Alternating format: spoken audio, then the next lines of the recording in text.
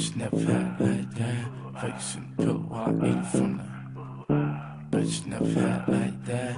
Facing pill while I eat from the bag. It ain't no shame in my game. I do it my tongue, do it my, do it my. It ain't no shame in my game. I do it my tongue, do it my. Bienvenidos, mi nombre es Kraken y esto es para la Fagio. A continuación comenzamos con la unidad número 7.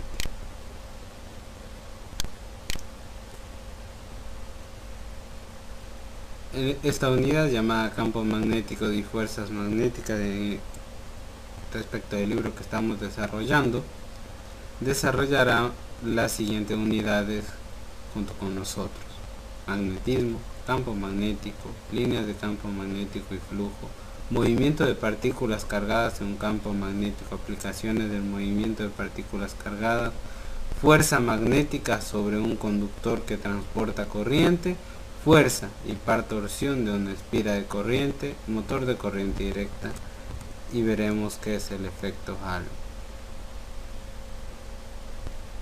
Bien. Como ya habíamos dicho, en primer lugar, el magnetismo, esto se debe a por ejemplo, un imán genera un campo magnético en el espacio que lo rodea y un segundo cuerpo responde a dicho campo. Por ejemplo, vemos dos imanes que están interactuando con sus polos opuestos en el punto A, en el ítem A, y con sus polos iguales en el ítem B. En el caso de que los imanes tengan los polos opuestos, estos se atraen, y si tienen el mismo polo se separan o repelen. Bien, este, por ejemplo, es el diagrama de el campo magnético terrestre.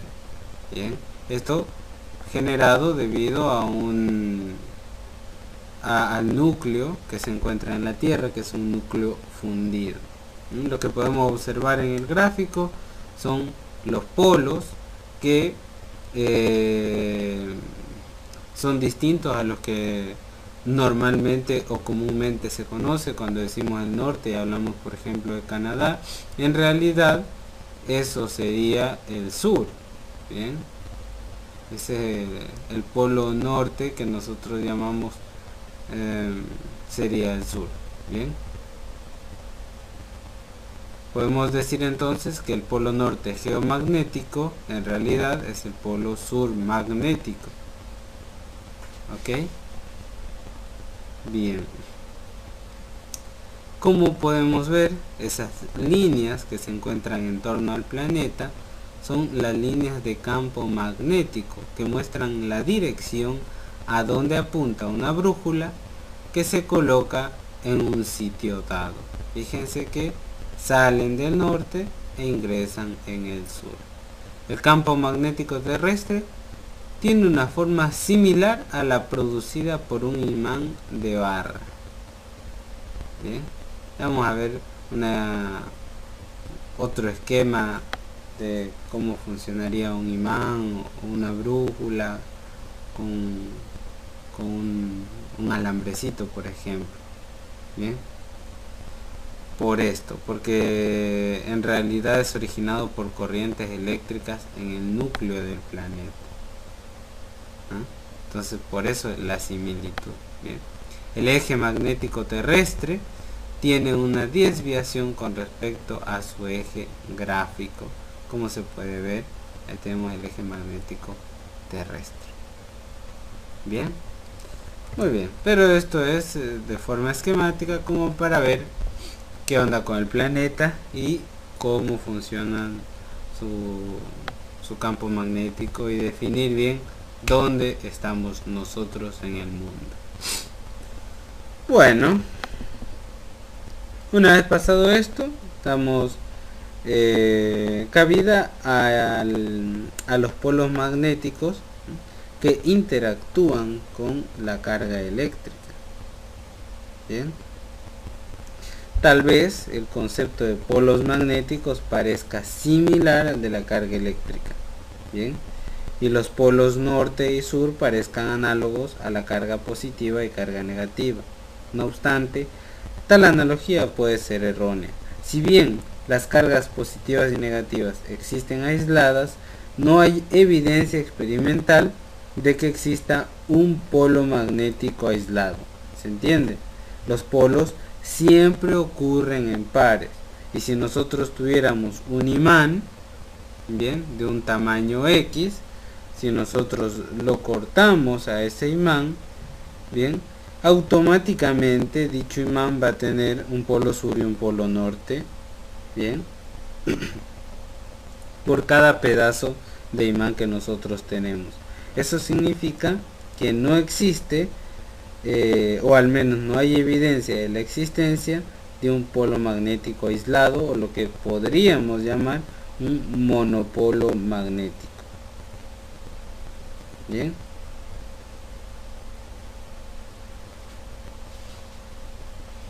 Ahora, hay una evidencia, ¿bien?, o hay una evidente relación entre el magnetismo y las cargas en movimiento, que se descubrió alrededor de 1820. ¿Ok? Entonces, esto fue descrito por el científico danés Hans Christian Ørsted. Y su experimento básicamente lo podemos observar en pantalla. Bien, es el siguiente: se coloca una brújula directamente sobre un alambre, como se puede ver en la imagen en el ítem A. Cuando la brújula se coloca directamente bajo el alambre, se invierten el movimiento de la brújula. Bien, fíjense en el ítem A. Nosotros vemos cómo está posicionada la brújula. Si el alambre no conduce corriente, la aguja de la brújula apunta hacia el norte. Como pueden ver, acá está corriente igual a 0. Si el alambre lleva corriente, la aguja de la brújula tiene una desviación, cuya dirección depende de la dirección de la corriente. Fíjense en el primer caso, la dirección de la corriente es de abajo hacia arriba y la orientación de la brújula es noreste, mientras que cuando la corriente va de arriba hacia abajo, la dirección del norte de la brújula va hacia el noroeste. Bien, la idea es entonces que las fuerzas magnéticas entre dos cuerpos se deben fundamentalmente a la interacción entre los electrones en movimiento en los átomos de dichos cuerpos. ¿Ok? Muy bien. Ahora,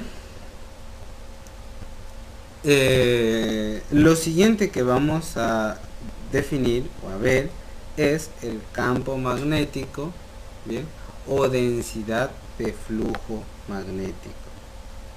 ¿Ok? Hasta ahora básicamente hemos definido magnetismo. Entonces empezamos ya a meternos a las cosas duras, y ni tan duras igual. Bien, que es el campo magnético o densidad de flujo magnético.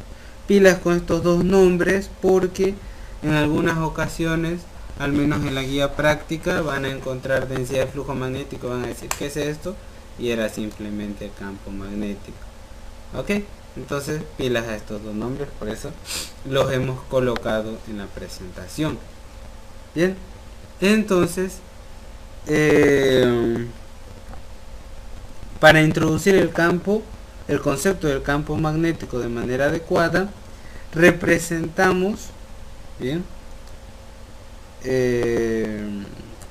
lo que es la formulación de las interpretaciones eléctricas que ya habíamos hecho, bien, donde introdujimos el concepto de campo eléctrico. Bien, y entonces vamos a ver cuáles son las interacciones eléctricas en dos etapas que nos permitirán entender un poco mejor cómo ocurre esto.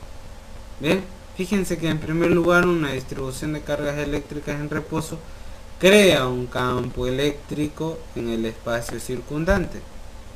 eso ya lo recontravimos. Bien, en segundo lugar, el campo eléctrico ejerce una fuerza con una cantidad igual a Q por E sobre cualquier otra carga Q que se encuentre presente en dicho campo. ¿Bien? Esa carga, una carga de prueba Q. Bueno, ahora describimos las interacciones magnéticas de manera similar.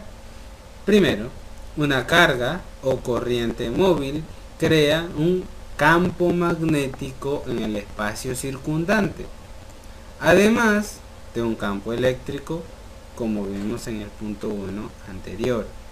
Luego, el campo magnético ejerce una fuerza sobre cualquier otra carga o corriente en movimiento presente en el campo. Bien. Perfecto. Entonces hemos visto una analogía entre el campo eléctrico y el campo magnético, cómo generan en su espacio circundante dichos campos y cómo estos campos ejercen una fuerza sobre una carga que se encuentra también en el entorno de dicho cuerpo.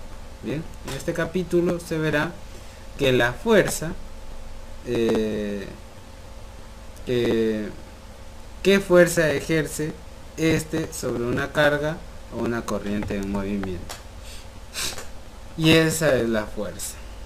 Entonces, la fuerza magnética sobre una partícula con carga en movimiento.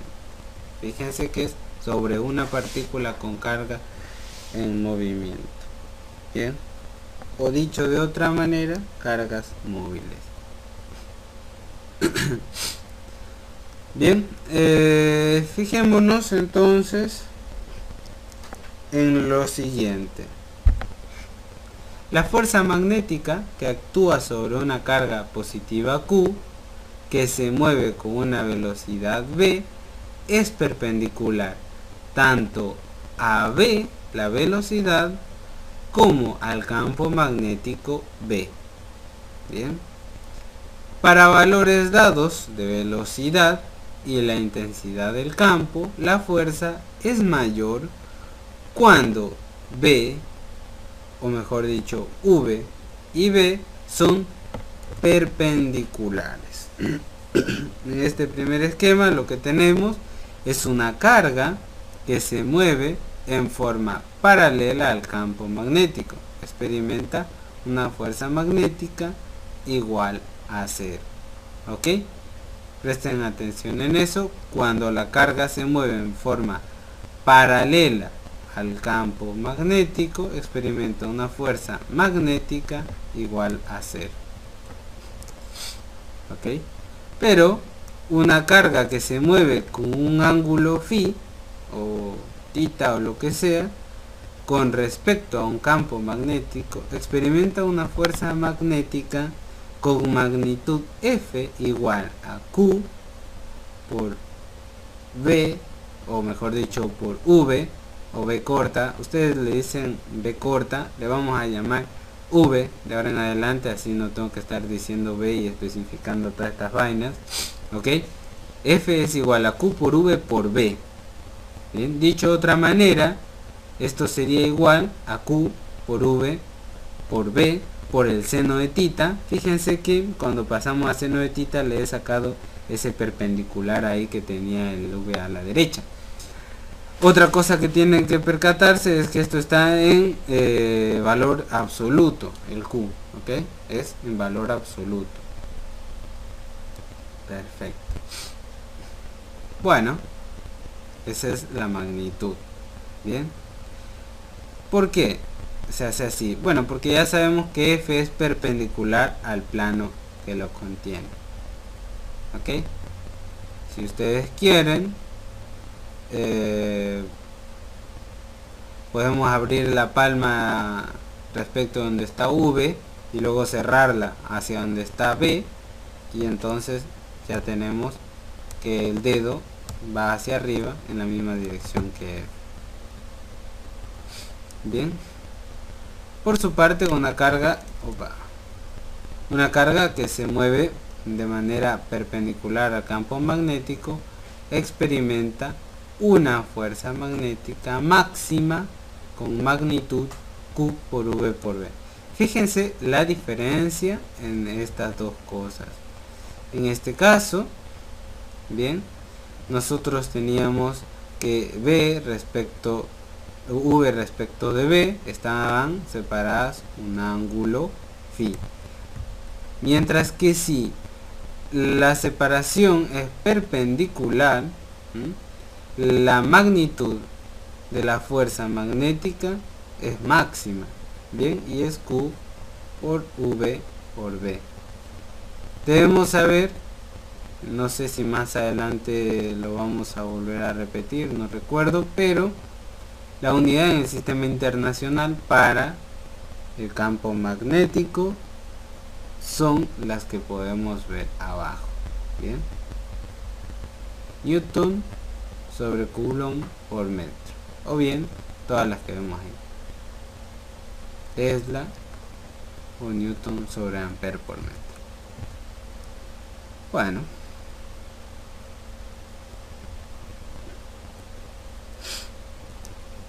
perfecto.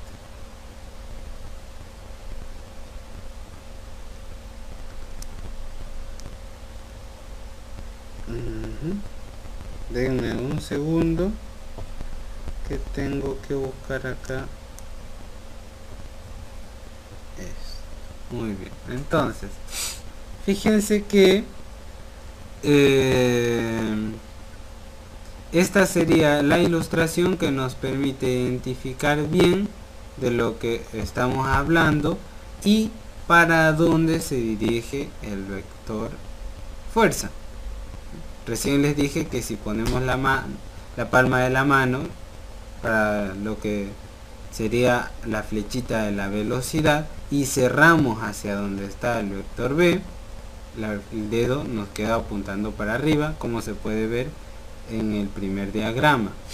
Bien, siempre la mano derecha. Opa. En el segundo caso, en el segundo diagrama, nosotros tenemos prácticamente la misma configuración. Fíjense que son cargas positivas, pero el vector B, bien, tiene una dirección que se encuentra medio como entrante, bien, a la pantalla. Ok, entonces si nosotros ponemos la palma de la mano en dirección del vector, cuando querramos cerrarla en dirección al vector B del campo, el dedo nos queda apuntando hacia abajo, ¿bien? Y esa es la forma en que nosotros podemos ver que que la fuerza tiene una dirección hacia abajo. Bien, las fórmulas son las mismas, como pueden apreciar. Esa es entonces la regla de la mano derecha. En el caso de que la carga sea negativa, bien, la dirección de la fuerza es opuesta a la que da la regla de la mano derecha. Si la carga es negativa, fíjense que la configuración que podemos observar en el primer diagrama tenemos la misma configuración de V y de B, bien, pero la flecha de la F se encuentra hacia abajo, y esto se debe a que cuando ponemos la palma de la mano y cerramos hacia B, la flecha nos apunta hacia arriba, pero como la carga es negativa, la damos vuelta. Lo mismo ocurre en el diagrama que se encuentra en la parte inferior. Colocamos nuestra palma de la mano en dirección a la flecha en el diagrama de abajo. Bien, en una primera instancia apuesto a que ustedes no tan coherente el hecho de que ponen la palma de la mano y les queda como medio diagonal mirándolos hacia ustedes. El tema es cuando quieren cerrarla, sí o sí tienen que girar la mano para que la palma de su mano se dirija en dirección a la flecha que se puede observar. Es ahí cuando claramente te das cuenta que la palma de la mano sí puede girar y la punta de tus dedos va en la misma dirección que la flecha, bien, tratando de tocar el vector B del campo. Entonces el dedo te queda hacia abajo, pero como la carga es negativa, la flecha va en el otro sentido. Esto, antes de irme de acá, también es de uso común como unidad de campo magnético, bien, un Gauss, que es 10 por E a la menos 4 T. Pero bueno, esos son 2 pesos, etc. Muy bien, aquí podemos entonces ver dos cargas, ¿ok?, de la misma magnitud pero con signos contrarios, que se mueven con la misma velocidad en el mismo campo magnético. Las fuerzas magnéticas sobre las cargas son iguales en magnitud pero opuestas en dirección. Repito esto último: las fuerzas magnéticas sobre las cargas son iguales en magnitud pero opuestas en dirección. Y esto se debe a lo que habíamos dicho recién, al hecho de que en el que está más arriba a la derecha, al noreste, tiene signo positivo, bien, y abajo a la izquierda tiene signo negativo, como se puede ver. ¿Ok? Para explorar un campo magnético desconocido se mide la magnitud y duración de la fuerza sobre una carga de prueba en movimiento. ¿Ok? Eso es para explorar un campo magnético desconocido. Se mide la magnitud y duración de la fuerza sobre una carga de prueba en movimiento. Bien, que es más o menos lo que tenemos ahí. Muy bien. Eso sería respecto a lo que es la medición del campo magnético con cargas de prueba. Muy bien. Un nuevo aspecto importante que tenemos que ver. Recuerden que por las dudas nos agarren por aquí, o quizá debí haberlo dicho un poco más al principio, los ejercicios también están desarrollados. Ustedes pueden buscarlos. Si nos encontraron directamente en YouTube, vayan al blog para la FACU, física2.blogspot.com. pero por las dudas lo estoy diciendo mal porque son tantos que ya ni me acuerdo. Lo buscan como para la FACU menú ingeniería o facultad de ingeniería, ya van a encontrar. Bien, muy bien. Entonces ahora vamos a ver cuáles son las líneas de campo magnético y el flujo magnético. Bien, debemos tener en cuenta que donde las líneas de campo adyacentes están cerca entre sí, la magnitud del campo es grande, ¿bien?, y donde estas líneas están separadas, la magnitud del campo es pequeña. Podemos observar en el gráfico lo que estamos diciendo. Las líneas de campo magnético de un imán permanente, que es el que tenemos ahí, nos permite observar dicho fenómeno, si quieren, o dichas líneas de campo. Bien, fíjense cómo pasa por el interior del imán y cómo la magnitud de este campo es grande en este sentido. Bien, estas son entonces, recuerden, las líneas de campo magnético. Bien, que si lo piensan son parecidas a las líneas de campo eléctrico, ¿sí o qué? Que serían las líneas de flujo, ¿no? ¿Se acuerdan? Sí, me imagino. Bien. Fíjense, en cada punto la línea de campo es tangente al vector del campo magnético, ¿sí?, en cada línea. Cuanto más saturadas estén las líneas de campo, más intenso será el campo. Ok, como habíamos dicho hace un segundo.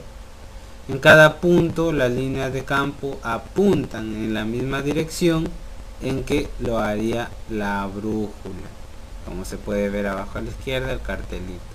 Por lo tanto, las líneas de campo magnético siempre señalan hacia afuera del polo norte y en dirección al polo sur. ¿Ok? Cuando veíamos el planetita Tierra, veíamos la misma configuración. Bien, entonces en la parte derecha está cualquier campo magnético se representa usando líneas de campo magnético, y más abajo vemos otro cartel que dice se dibujan las líneas de modo que la línea que pasa a través de cualquier punto sea tangente al vector del campo magnético en ese punto. Ahí está, para que le presten atención. Debido a que la dirección de cada punto es única, las líneas de campo nunca se cruzan. Muy bien. Epa. Está colgadazo ese cartelito ahí, que me parece que tiene que ir después, pero bueno. Fíjense. Tenemos un diagrama que nos permite identificar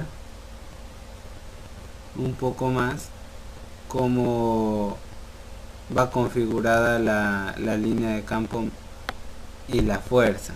Bien, fíjense que las líneas de campo magnético no son líneas de fuerza. Ahí tenemos un diagrama que nos permite ver lo incorrecto de ese posicionamiento. Las líneas de campo magnético no son las líneas de fuerza. La fuerza sobre una partícula cargada no se ejerce a lo largo de la dirección de una línea de campo, bien, sino que es perpendicular. La dirección de la fuerza magnética depende de la velocidad, según se expresa en la ley que habíamos visto antes. Como una multiplicación, un producto cruz. Bien, tenemos que respetar la regla de la mano derecha y con eso podemos conseguir estas direcciones. Recuerden entonces y tengan cuidado, ahí está el cartel, que las líneas de campo magnético no son líneas de fuerza. Muy bien. Respecto de las líneas de campo magnético producidas por varias fuentes comunes de campo magnético, tenemos ahí un buen diagrama que nos permite ver que el campo magnético de un imán en forma de C adquiere esa configuración entre los polos magnéticos paralelos y planos. Bien, el campo magnético es uniforme. ¿Ok? Pero hay otras configuraciones del campo magnético, por ejemplo, el campo magnético de un alambre recto que conduce corriente. Fíjense en la vista en perspectiva cómo el campo eléctrico circunda el alambre. Bien, entonces esto ayudado del diagrama de la derecha, vemos como por arriba se sale del plano y por abajo entra al plano. ¿Ok? Entonces esa es otra línea de campo, ¿bien?, para otro tipo de fuente. Pero vamos a ver más. Ahí está. Tenemos campos magnéticos de una espira del lado izquierdo y de una bobina o solenoide del lado derecho. Ambos conducen corriente. Observen que el campo de la espira y especialmente de la bobina se parecen al campo de un imán de barras. ¿Ok? ¿Por qué? Porque estamos viendo que circundan el alambre, se estrecha en el interior bien, y luego se abren un poco más cuando están saliendo, bien, como el imán cuando veíamos hace rato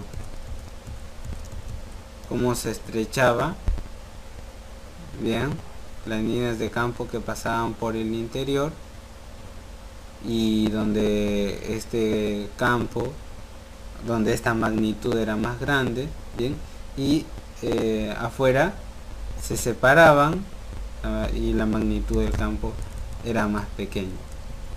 Bueno, ahí tenemos algo parecido, en la que se estrechan y luego cuando salen se van abriendo, entonces disminuye la magnitud del campo. Bien, si se fijan, nosotros podríamos pensar en la misma configuración anterior, es como da vuelta el alambre, ¿ok? Da vuelta el alambre.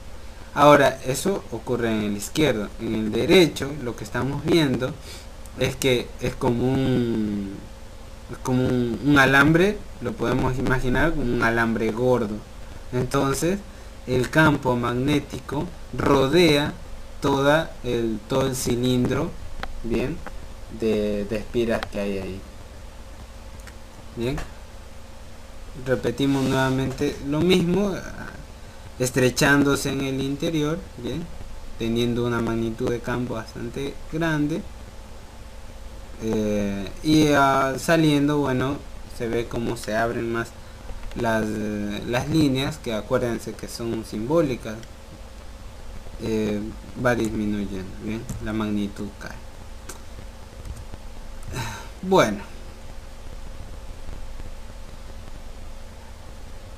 perfecto. Ahora echemos un vistazo al flujo magnético y ley de Gauss del magnetismo. Bien, bueno, ya habíamos dicho entonces que la densidad del flujo magnético era B, ¿no? Sí. Bueno, ahora vamos a decir cuál es el flujo magnético. Bien, el flujo magnético es una cantidad escalar. En el caso especial en que es uniforme sobre la superficie de un plano con área A, bien, y B perpendicular, el campo es igual a B por A. Bien, si se involucra un ángulo θ, bien, que es el mismo en toda la superficie, lo que vemos es que flujo es igual a B por A por coseno de θ. Bien, más abajo tenemos un cartelito que nos dice que el flujo magnético a través de una superficie en forma general está escrita por estas tres integrales que son equivalentes, por no decir que son la misma, son equivalentes, bien, en la que podemos calcular la integral de B por diferencial de A, o la integral de B coseno de phi diferencial de A, o la integral de B producto punto diferencial de A, ¿sí? Siendo A el pedacito que tenemos acá de A. Ok, ese B con el palito ahí es este B perpendicular, bien, que podemos observar.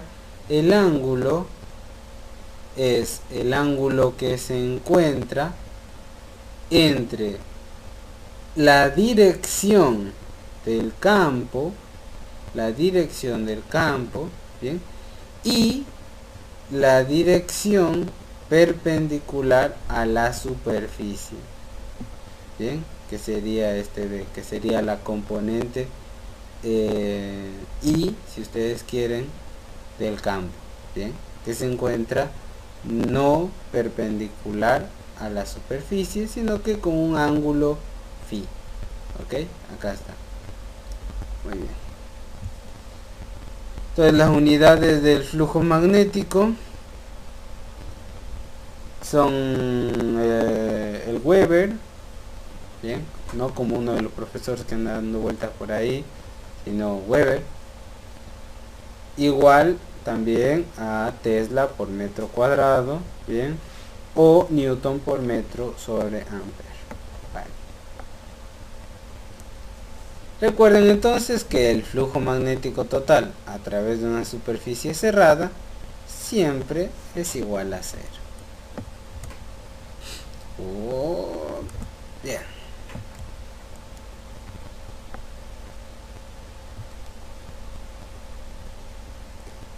Muy bien. Perfecto.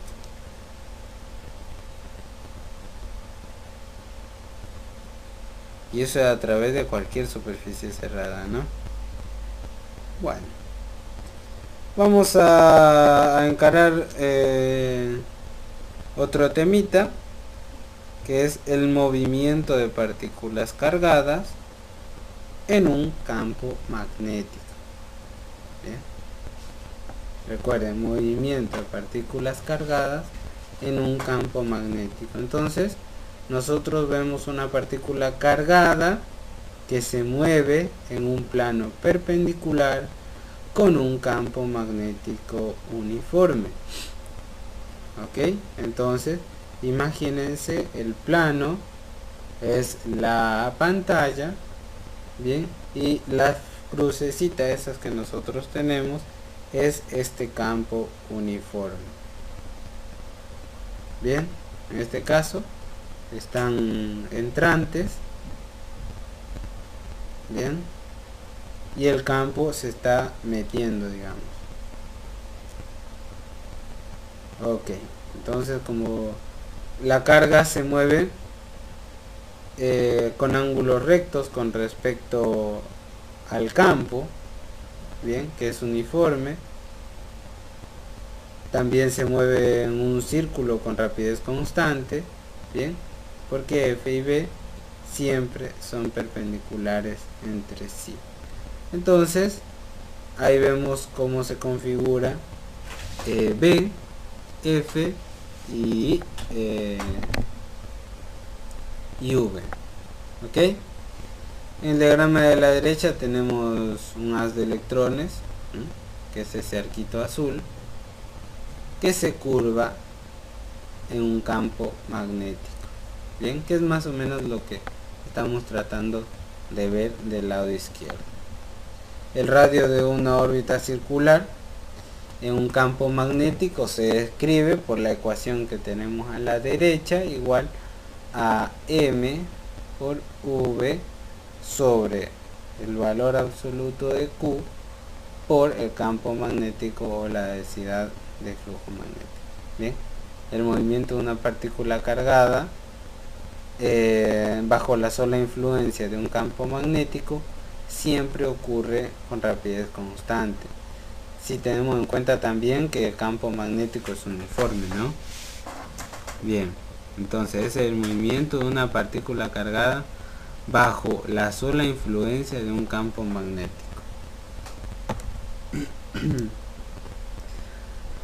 Bueno,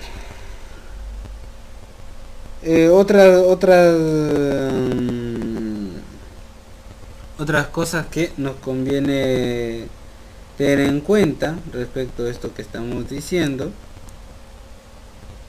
bien, es por ejemplo la rapidez angular de la partícula, bien, que es omega igual a b sobre r. Bien, otra forma también es b por q sobre v por el valor absoluto de q por b sobre m por b, y otra forma también es q por b sobre m. ¿De qué dependerá esto? Y bueno, un poco de las fórmulas que tengamos a disposición, ¿no?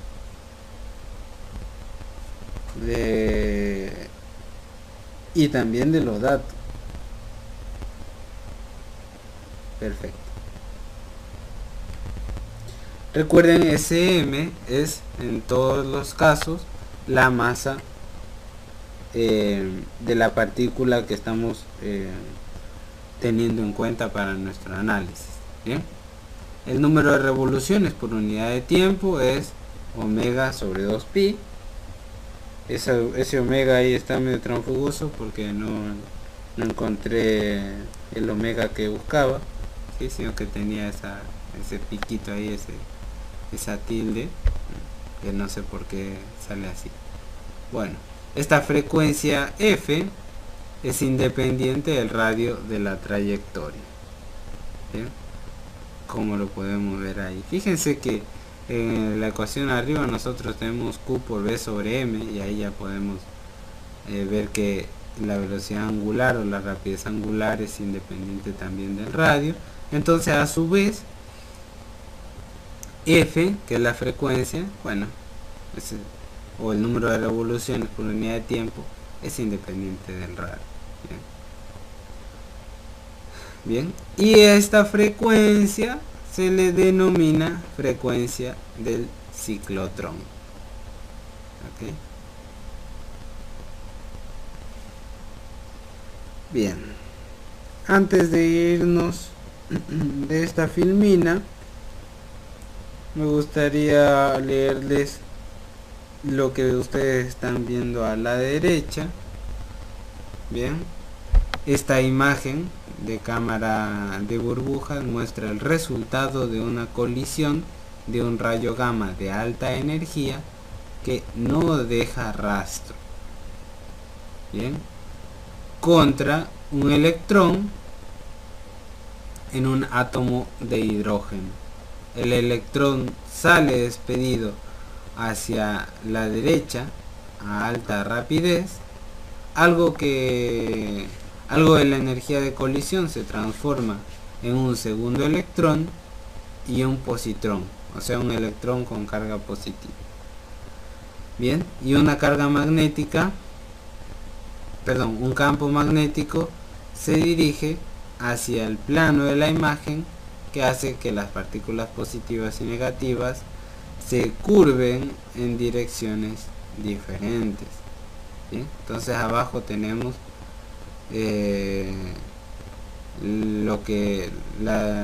la imagen de lo que les estaba describiendo recién. Bien, vemos al electrón en un movimiento ahí helicoidal, bien, y al positrón también en un movimiento parecido. Ok, perfecto, eso parece que sería todo hasta ahí. Vemos también lo que se llama botella magnética.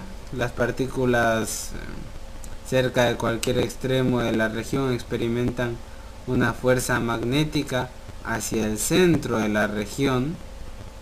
Bien, ahí tenemos las dos bobinas y las partículas que se mueven entre estas dos bobinas. Bien, y vemos la dirección también de esa fuerza que va hacia el centro de esta región. Bien, entonces esta es una forma de contener un gas ionizado, por ejemplo, con temperaturas de 10 a la 6 Kelvin, que vaporizaría cualquier material para contenerlos. Entonces, por ello se utiliza esto, y esto es a modo de una aplicación práctica de para qué se puede utilizar. Bien, el caso general de una partícula cargada que se ve en un campo magnético uniforme es lo que ustedes pueden ver ahí. El campo magnético no hace trabajo sobre la partícula, por lo que su rapidez y su energía cinética permanecen constantes. ¿Sí? El movimiento de esta partícula que están viendo ahora tiene componentes tanto paralelas como perpendiculares al campo magnético, por lo que se mueve en una trayectoria helicoidal.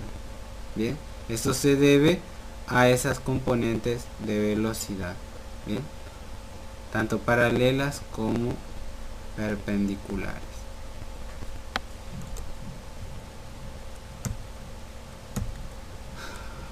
Muy bien. Otro tema que tenemos que desarrollar son las aplicaciones del movimiento de partículas cargadas, que recién dimos una breve introducción.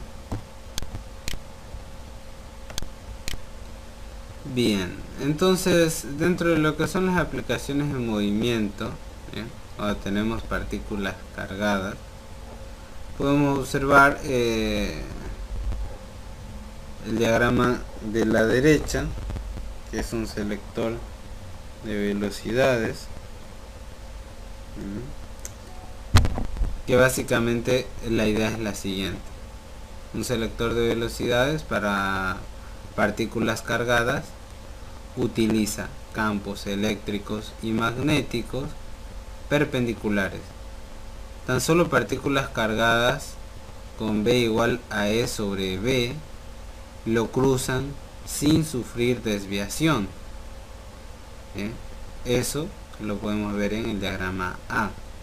Las fuerzas eléctricas y magnéticas sobre una carga positiva vemos en el diagrama B.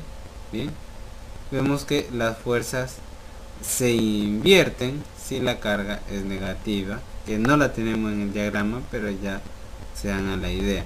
Entonces lo que estamos viendo en el diagrama esquemático, bien, del selector de velocidad, es la carga que sale disparada con una velocidad igual a E sobre B. Bien, y en este selector actúan los dos campos: el eléctrico, que sale de la placa que se encuentra a la derecha positiva y termina en la negativa, y el campo magnético, bien, que en este caso está entrante. Según la regla de la mano derecha, la fuerza del campo B sobre la carga apunta hacia la derecha. Bien, la fuerza del campo E sobre la carga hacia la izquierda. Bien, y por último, para una carga negativa se invierten las direcciones de ambas fuerzas. Veamos esto entonces un poco más desmenuzado.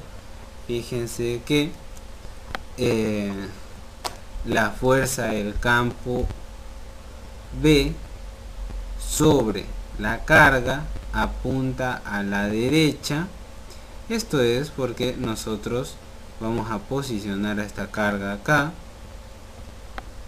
Bien, entonces la palma de nuestra mano, bien, se ubica con la dirección de la velocidad. Ok, y nosotros tendríamos que cerrarla. Bien, que la verdad sería un poco incómodo si ustedes se encuentran de frente. Tendrían que ponerse en el sentido de la pantalla, bien, y mirando, dándole la espalda a la pantalla, ubicar la mano, bien, en la dirección de del vector de la velocidad, y luego cerrar la palma. Entonces la dirección de la fuerza queda hacia la derecha. Ok, ahora la fuerza del campo eléctrico, bien, esa va a la izquierda. Y bueno, eso sería todo. Digamos que en el diagrama de la izquierda vemos ahí cómo están interactuando las fuerzas, empujándose ahí y tirando una para cada lado. Bien, solo si una partícula cargada tiene una velocidad v igual a E sobre B, se cancelan esas fuerzas. Esta es la idea. Bien, y entonces la partícula no se desvía. Bien, y todas las otras partículas sí lo hacen. Ahí está. Espérenme un segundo. Fíjense que la carga es positiva. Bien, si fuera negativa, este diagrama cambiaría, ¿no? La fuerza iría en el otro sentido. Pilas con eso. Pero bueno, no es algo que nos interese mucho. En principio consideramos la carga positiva y listo. Fíjense que esto se llama... Déjenme ver un segundo. Diagrama de...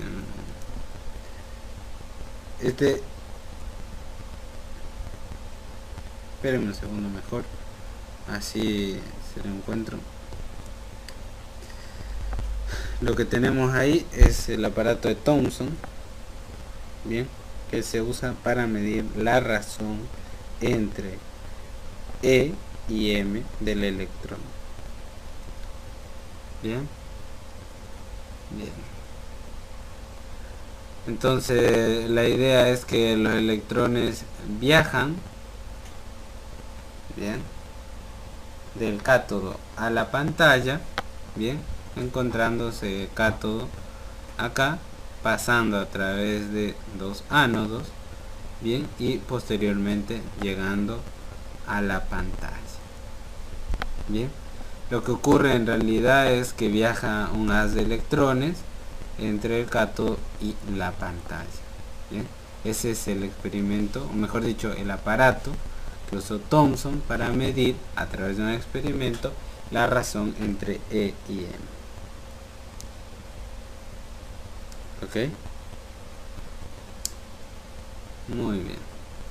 Es un valor dentro de todo importante.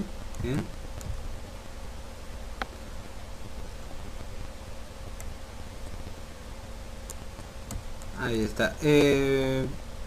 Debido a que aparece en más de un cálculo. Bien, entonces por eso nos interesa saber cuál es esa razón. Bien,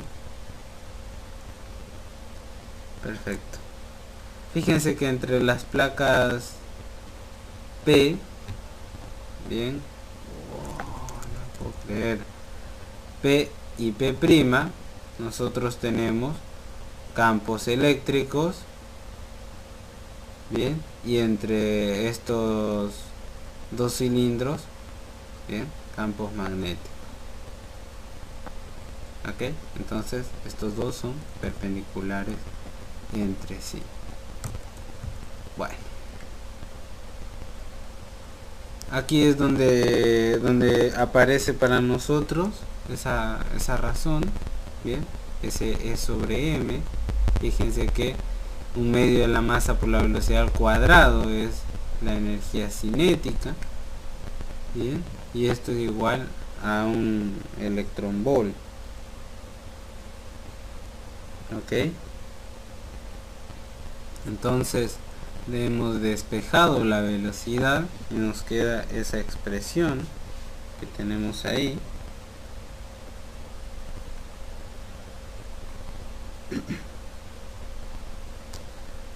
Bien, básicamente esa EB es la pérdida de energía potencial eléctrica. ¿Bien? Donde E es la magnitud de la carga del electrón, ¿okay? Que nosotros estamos teniendo en cuenta. Entonces reacomodamos esto reemplazando el valor de B que habíamos dicho que era E sobre B, el campo eléctrico sobre B. Bien, entonces regresamos esa raíz a la izquierda, reacomodamos esto y dejamos libre el E sobre B.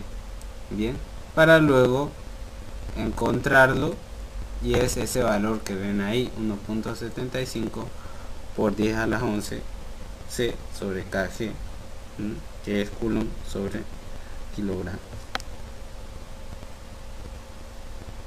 Bien, y entonces eso le permitió encontrar un valor súper importante, que es la masa del electrón. bien, que no sé si la tengo por acá, es 9 por 10 a la menos 31 kilogramos. Ok, bien, entonces este experimento se realizó con ese fin, no de encontrar solo esa relación, sino encontrar la masa a través de esa relación. Pero acá no sé por qué no les puse la masa, así que bueno, les repito, 9.10 por 10 a la menos 31 kilogramos. Bueno, otras cosas que nos interesan son los espectrómetros de masa. Bien, perfecto. El espectrómetro de masa de Bainbridge, si está bien, utiliza un selector de velocidades, que es lo que acabamos de ver, para generar que partículas con rapidez uniforme B, bien, y con el fin de que en la región del campo magnético las partículas con mayor masa ver o tener que viajan en trayectorias con radios más grandes. Bien, fíjense, así, tenemos ahí, y esto se mueve así. Bien, entonces esa partícula verdecita era una partícula con más masa y por tanto describe un radio más grande. Bien, perfecto. Básicamente las técnicas similares, lo que se utilizó son técnicas similares a las que utilizó Thomson en su experimento para determinar E sobre M, y sirven para medir las masas de los iones, ¿ok? Y así conocer masas atómicas y moleculares. Para eso se utiliza el espectrómetro. Entonces ahí tenemos un masas de referencia y podemos ver cómo funciona a través de este espectrómetro, a través de este selector de velocidades. Ok, bien.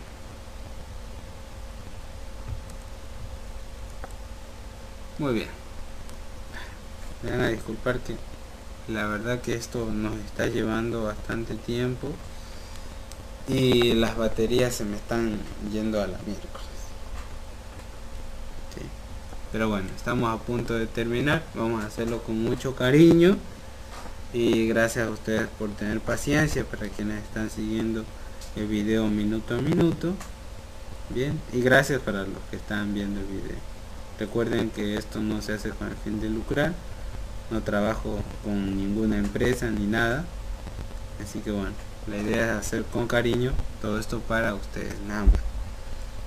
Bueno, lo siguiente que tenemos que ver son las fuerzas magnéticas sobre un conductor que transporta corriente. Ok, entonces vamos viendo los fierritos y todo eso. Acá tenemos una porción de un conductor y vemos la fuerza sobre una carga móvil que suponemos positiva en un conductor que transporta corriente, y vemos la dirección de esa corriente. Ok, acá yo me animaría a jugarme con ustedes una incongruencia en los diagramas. Bien, pero no lo vamos a hacer por conveniencia, creo, no sé qué dicen ustedes. La cosa es que cuando veíamos el selector de velocidades, bien, y teníamos la carga que bajaba, si ustedes recuerdan, habíamos dicho que la fuerza estaba hacia la derecha. El tema es que ahora la velocidad sube, bien, la densidad de flujo, el flujo también sube, ese J ahí, bien, entonces nosotros deberíamos poner la mano en esa dirección, subida, ¿no? Y luego cerrarla con la palma yéndose hacia el interior de la pantalla, En nuestro caso pantalla, en el caso de los trogloditas, las hojas. Ok, entonces cerramos ahí y el dedo va hacia la izquierda, ¿no? Nuevamente esto sin duda debe ser un flujo uniforme, bien, así que no hace mucho problema con eso. Eso es lo que tenemos en el diagrama de la izquierda. Fíjense, en el diagrama de la derecha tenemos un segmento de alambre también, que tiene una longitud tal, bien, y lleva una corriente I, bien, en la dirección que se ve ahí en la flechita. La fuerza magnética en este segmento entonces es perpendicular tanto a L como a B. Revisemos entonces, antes de cualquier cosa, nuestra regla de la mano derecha, ¿no? Estamos viendo que la corriente es como que casi que se quiere salir, ¿no? Entonces deberíamos lógicamente poner nuestra mano en la dirección de donde va la corriente y luego animarnos a cerrar la mano en dirección a donde va B, que es el campo magnético. Ok, entonces claramente nos damos cuenta que nuestro dedo se dirige hacia arriba. Bien, y ahí ya nosotros tenemos la dirección de la fuerza sobre un alambre recto que lleva corriente positiva y está orientado un ángulo θ con respecto, o phi, con respecto al campo magnético, va hacia arriba. Bien, la magnitud la tenemos ahí. Bien, en este caso está escrita por el producto de la corriente por la longitud por B por el seno de θ. Bien, y la dirección está dada por la regla de la mano derecha. Otras orientaciones para lo que acabamos de decir, junto con cambio de direcciones de la corriente, por ejemplo, en el diagrama A, bien, nosotros podemos ver vectores. Bueno, en estos tres vemos vectores del campo magnético junto con esa porción de alambre y una fuerza para un alambre que transporta corriente. En el diagrama A, nuevamente, lo que tenemos es una corriente que está como diagonal a nosotros, saliéndose de la pantalla. Entonces cerramos la mano en dirección, ponemos la palma de la mano en esa dirección, la cerramos para B y se va hacia arriba. Ok, en el caso del segundo diagrama, nosotros estamos viendo que B se ha invertido en su dirección. Bien, por tanto nosotros tendríamos que poner nuestras palmas como si fuéramos a autodarnos una cachetada. Ok, entonces cierran la palma y el dedito les queda hacia abajo y ya tienen la dirección de la fuerza. Bien, en este caso, si se invierte la dirección de corriente, fíjense que nuestra palma debería ir en el sentido como metiéndose en la pantalla, y luego deberíamos cerrar nuestras palmas, o mejor dicho nuestra palma, si tuviéramos dos brazos derechos serían nuestras, cerrar la palma, bien, y el dedo queda para arriba. La fuerza magnética sobre una sección infinitesimal de alambre está escrita por la ecuación que vemos ahí, diferencial de F igual a I por diferencial de L por B, y la fuerza magnética sobre un segmento recto de alambre es I por L por B. ¿Ok? En la primera tenemos la definición en forma infinitesimal o diferencial, y en la abajo ya tenemos la magnitud de lo que estamos hablando. Fíjense que la corriente es la misma en los dos, solo que en uno es diferencial de L y en otro es L por B, y abajo también por B. ¿Ok? Bueno, ahora espero que ustedes lo hayan visto a esto en más de una parte, si no ya deben estar moribundos o poco menos. Vamos a desarrollar ya lo que sería prácticamente, no sé si el último tema o pasa raspando. ¿Sí? Sin embargo, vayan agarrándose un poquito los pantalones porque esto es medio enredado también con el tema de los vectores. ¿Sí? Ya vamos a ver un par de cosas ahí medio extrañas, como esa por ejemplo, un anillo rectangular. Si es que existe la palabra anillo y rectangular, puede ser un rectángulo de alambre o algo así. Bueno, el hecho es que acá vamos a ver la fuerza y par de torsión en una espira que conduce corriente en un campo magnético uniforme. Bien, voy a repetir esto. Vamos a ver la fuerza y par torsión en una espira que conduce corriente en un campo magnético uniforme. En este caso, el campo magnético está subiendo, como se puede ver ahí, y nuestra espira está levantada respecto de la horizontal, un ángulo phi. Bien, y la corriente, en este sentido, si nosotros nos ponemos medio como en dirección al versor normal, un poco para donde se está yendo la fuerza que vemos ahí, o mejor dicho el mu s, ¿no? Entonces la corriente está yendo antihorario. Bien, ahí está, antihorario. Bien.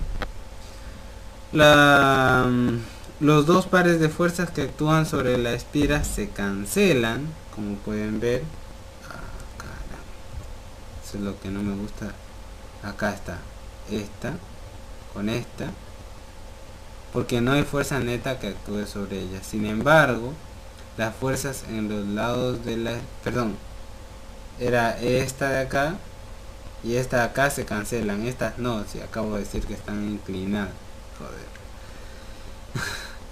Estas se cancelan, bien. Así que no pasa naranja Fanta ahí. Acá el tema está en las fuerzas que se encuentran no alineadas, bien, en la misma dirección, ¿okay? Sino que se encuentran en distintas rectas de acción.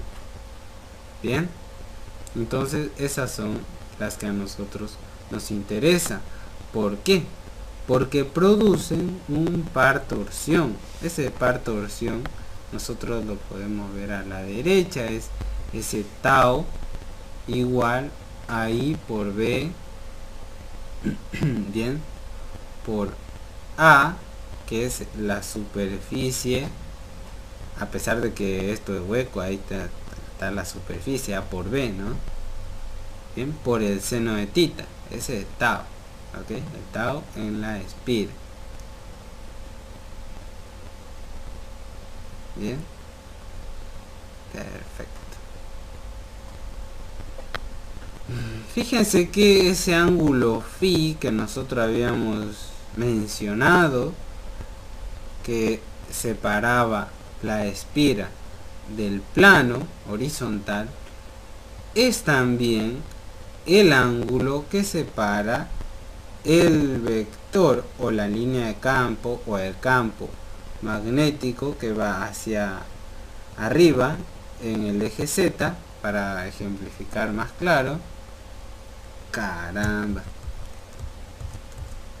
bien, es porque estoy usando no un mouse sino el pad de la notebook, entonces por ahí toco mal y se va toda la mierda. Entonces la idea es que ese ángulo también es este ángulo, bien, que el que separa ese vector, bien, del versor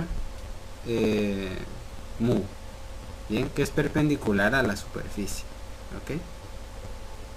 Bueno, entonces del lado derecho nos encontramos con la magnitud del par torsión, con ese tau, bien, y otro valor que nos interesa es el momento dipolar magnético o momento magnético de la espira, que es corriente por área, ¿ya? Ese es el momento dipolar magnético o momento magnético. Entonces, reescribiendo y con este resultado, tau nos queda mu por B por el seno. Y aquí otras configuraciones de la espira, junto con la dirección del campo. Bien. En el ítem B, por ejemplo, vemos el par torsión de esa espira. Bien. Y nos percatamos de que su valor es máximo. ¿Ok? Seno de 91. Entonces, ahí está. El valor sería mu por B. Y listo. Entonces ahí tenemos el par torsión máximo, ¿no? De modo que B vemos que está en el mismo plano que la espira y mu es perpendicular, ¿no? Mu es perpendicular a la espira y a B. ¿Ok? En el diagrama C nosotros vemos otra posición de la espira. En este caso está orientada en el mismo plano, en un solo plano, mejor dicho, en el plano horizontal. Bien, y mu tiene la misma orientación que B. Entonces diríamos seno de 0, ¿sí o qué? Seno de 0, 0. Y entonces tau vale 0. El par torsión es 0. Bien, en ambos casos B es perpendicular al plano de la espira. Ahora, en este caso B es perpendicular al plano de la espira. Ahí está mal redactado, vale, no importa. La espira está en equilibrio estable cuando phi es igual a 0 y está en equilibrio inestable cuando phi es 180. Fíjense, ahí depende del marco de referencia, ¿no? Pero eso es importante, ¿no? Que estos dos tipos de equilibrio, estable cuando el ángulo es 0 e inestable cuando es 180. Esto tendrá una utilidad más adelante para nosotros, cómo se comporta esto en presencia del campo magnético, pero por ahora son aproximaciones e introducciones intuitivas y en algunos casos no de cómo se comportan estas cosas. Bien, la fuerza neta sobre una espira de corriente en un campo magnético uniforme es igual a 0. Sin embargo, el par torsión neto en general no es igual a 0. Es algo que tenemos que tener en cuenta. Ahora es simplemente una generalización, si ustedes quieren, del par torsión magnético, bien, que lo vemos en forma vectorial, bien, sobre la misma espira de corriente sobre la que estábamos jugando.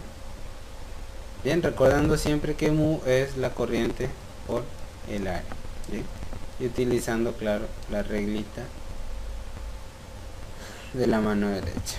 Bueno,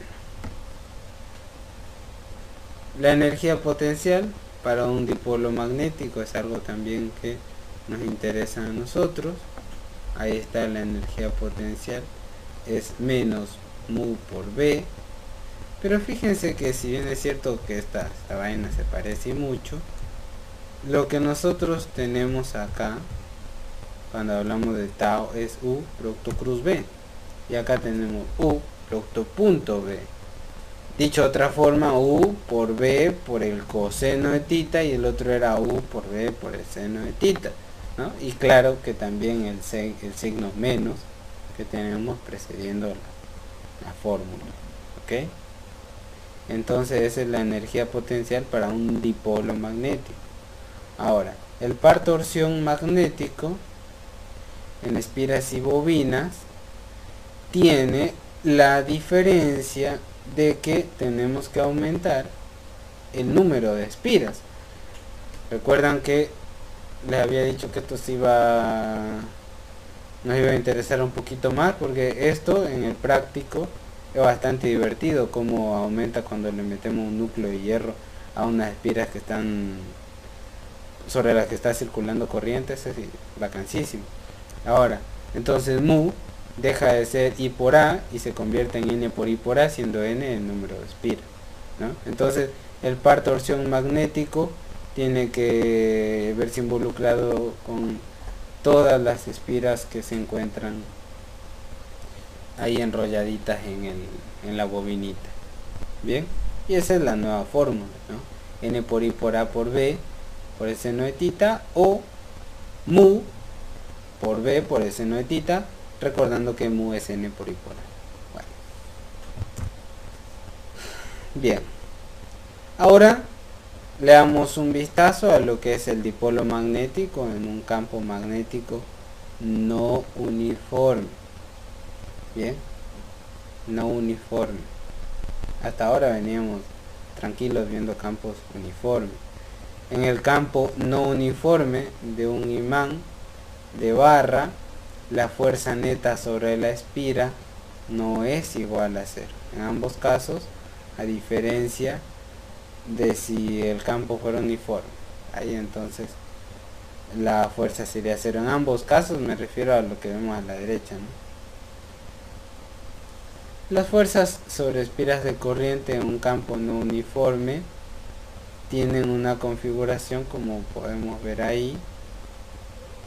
Bien, ahí tenemos la flechita. En el caso primero, la fuerza neta sobre esta bobina se aleja del polo norte del imán. Bien, fíjense las flechitas de la fuerza.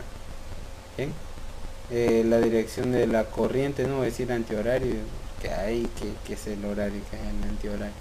Si nos ponemos de la derecha, esto sería mirando de derecha a izquierda, esto sería antihorario, ¿no? Pero bueno, no lo vamos a decir así, simplemente observen para dónde está dirigida la corriente. Bien, la dirección del campo también, ¿no? Y mu, que es el versor, que es perpendicular al área, se encuentra hacia la izquierda, ¿ok? Entonces la fuerza neta en el caso de el polo rojo, o el polo rojo de sangre por el imperialismo, el colonialismo y todo del norte, bien, entonces la fuerza neta va hacia la derecha, en la misma dirección que el campo magnético, mientras que la fuerza neta sobre el mismo imán, bien, va hacia la izquierda en el caso de que esto sea respecto al polo sur. ¿Ok? Fíjense que tienen la misma configuración que el ítem de arriba, pero como estamos jugando con la parte del sur, ¿sí? Las líneas de campo son entrantes. En la línea de campo magnético son entrantes, fíjense en la dirección de la flechita. Entonces, como son entrantes, ahí está la dirección de la fuerza neta, también es entrante, o es a la izquierda si usted. Bueno, entonces aquí es algo a lo que yo hacía referencia un poquito antes, que tiene que ver con el comportamiento de esas espiras que vimos hace rato y cómo era conveniente que había un tao, digamos, un momento ahí de torsión, ¿sí? O par torsión, ustedes quieren, ¿sí? Este de acá, porque ahí está otra vez, es un motor de corriente directa. Qué genial. Este es un diagrama esquemático entonces de un motor sencillo. Bien, de CD, que se llama, ¿por qué se llama CD? Vayan a preguntarle al que se le ocurrió. Ok, el rotor entonces es una espira de alambre con libertad para girar alrededor de un eje. Los extremos del rotor están adheridos a los dos conductores curvos que forman el conmutador. Bien, y acá dice que por claridad, lo que vemos en color rojo, bien, por claridad la mitad es de color rojo y la otra mitad de color azul. Los segmentos del conmutador están aislados unos de otros. Esa es otra información. Fíjense que en el primer diagrama nosotros vemos que las escobillas están alineadas con los segmentos del conmutador. Ok, sería esto. Bien, quité el conmutador. En el segundo diagrama,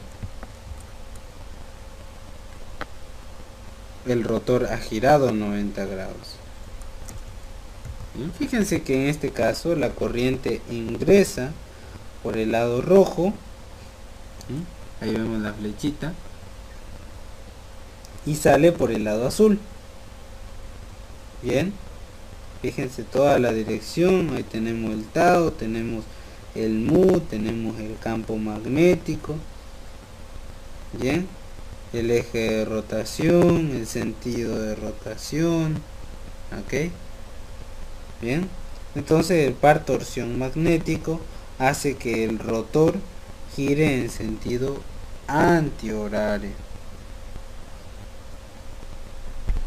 Ok, como vemos ahí en la flechita donde dice eje de rotación, ven el sentido de giro del rotor antihorario.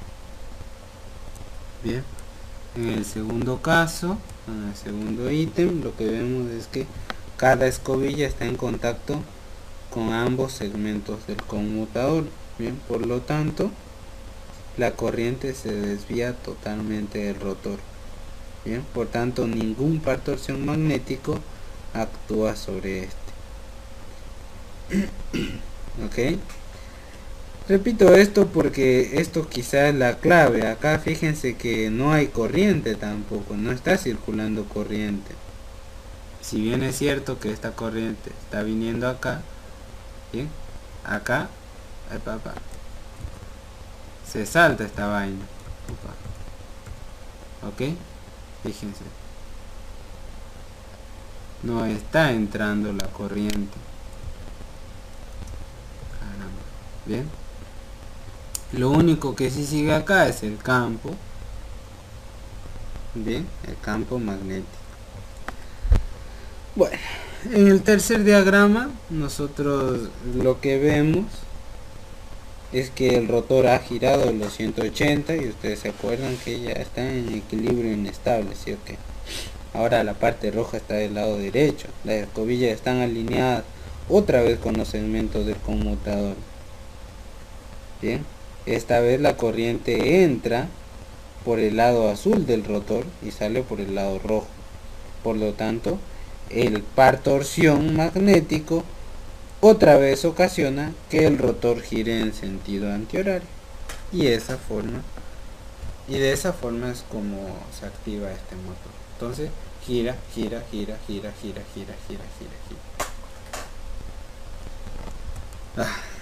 Esto como si fuera trivial, ¿no? Y ahora vamos al efecto Hall, que es el último tema sobre el cual nos habíamos comprometido. La realidad de las fuerzas que actúan sobre las cargas en movimiento de un conductor en un campo magnético queda demostrado de manera sorprendente por este efecto. Se trata de un efecto similar al de la adhesión transversal en un haz de electrones en un campo magnético en el vacío. Bien, para escribir dicho efecto entonces tenemos estos diagramas que nos van a permitir darnos cuenta de lo que ocurre. En primer lugar tenemos las fuerzas sobre portadores de carga con un conductor en un campo magnético. Bien, tenemos ahí los portadores de carga negativa. Bien, en la parte de arriba lo que podemos ver son los portadores de carga, bien, que son empujados hacia la parte superior de la banda. Bien, y abajo tenemos una distribución positiva. Bien, por lo que en el punto A hay un potencial mayor que en el punto B. Ok, fíjense la dirección de J. Bien, y bueno, ahí tenemos la distribución. Bien,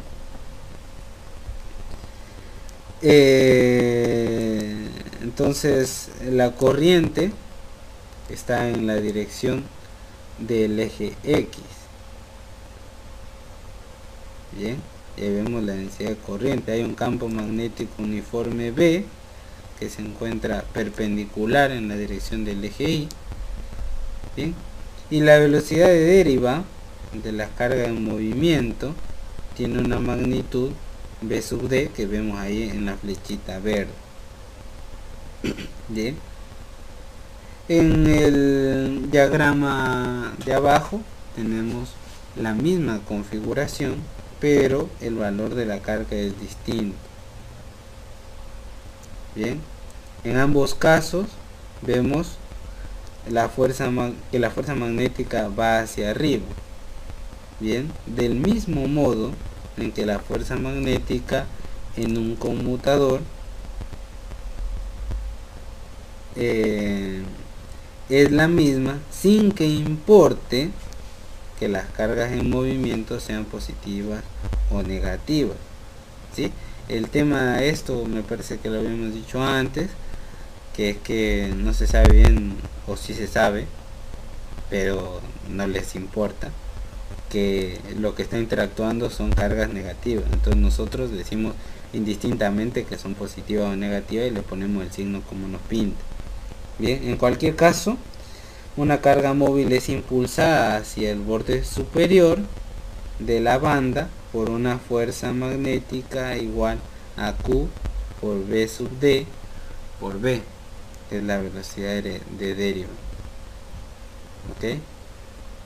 Si los portadores de carga son electrones, como en la figura, bien, en el borde superior de la banda vemos una acumulación de carga negativa, lo que deja un exceso de carga en el borde inferior con signo positivo. Esta acumulación continúa hasta que el campo electrostático transversal resultante, E sub E, se hace suficientemente grande como para generar una fuerza de magnitud Q por E sub E, que sea igual y opuesta a la fuerza magnética Q por V sub D por B, o por V sub D por B. Después de eso, ya no hay ninguna fuerza transversal neta que desvíe las cargas móviles. ¿Ok? Este campo eléctrico entonces provoca una diferencia de potencial transversal entre los bordes opuestos de la banda. A eso se le llama voltaje de Hall o Fem de Hall. La polaridad depende de si las cargas móviles son positivas o negativas.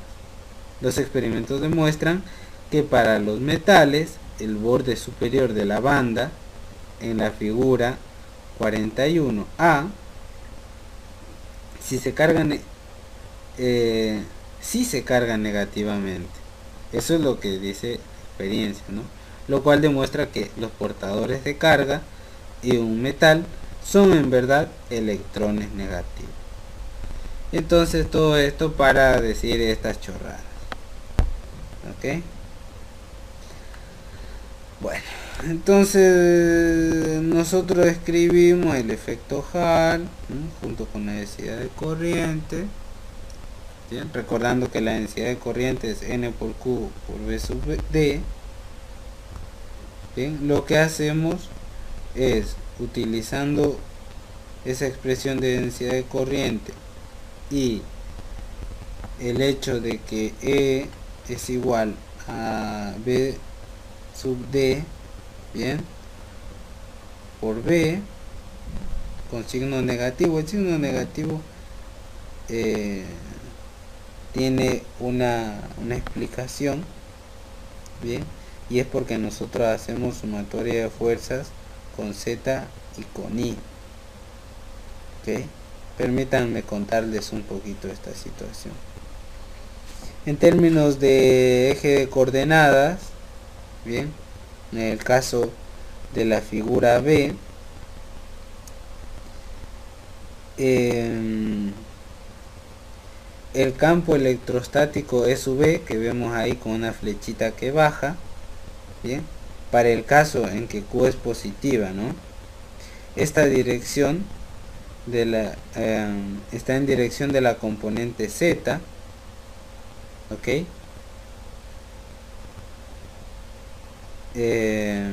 pero es Z, es negativa, ¿no? Pues va en el otro sentido. Bien, entonces el campo magnético está en la dirección positiva del eje Y y lo escribimos como BI, que ahí está en la flechita azul. ¿Ok? La fuerza magnética en la dirección B sub Z, en la dirección Z positivo, entonces sería Q por B sub B por BI. Eso lamentablemente no está, pero igual solo les estoy contando porque nos va a aparecer ese menos ahí. ¿Okay? La densidad de corriente está en la dirección positiva del eje X. Bien, entonces en el estado estable, cuando las fuerzas Q por E sub Z y Q por B sub D por B sub I tienen la misma magnitud y dirección opuesta, entonces hacemos la sumatoria. ¿Ok? Cuando despejamos E sub Z de esta sumatoria, acuérdense, nosotros tenemos dos fuerzas, Q por E sub Z y Q por VD por B sub I. Sumamos las fuerzas, despejamos, y como nosotros teníamos Q por E sub Z y QVD y BI, cuando, podemos sacar factor común Q y solo nos queda EZ más VD por BI igual a 0. Entonces despejamos el E sub Z y nos queda igual a menos VD por BI.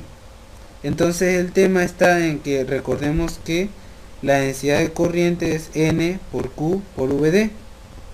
Metemos el valor de VD despejándolo de E sub Z, bien, y lo que nos queda es esa fórmula de ahí, que es la del efecto Hall.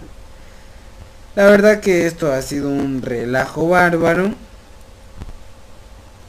bien, que posiblemente convenga revisar un ratito, o quizás si me animo después lo hacemos con alguna formulita, bien, o sea paso a paso y con los dibujitos para que quede más claro. Ok, ya lo vemos después.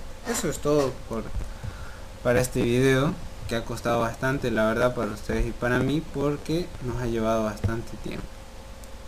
Recuerden visitarnos en paralafagmenú.blogspot.com para más materias.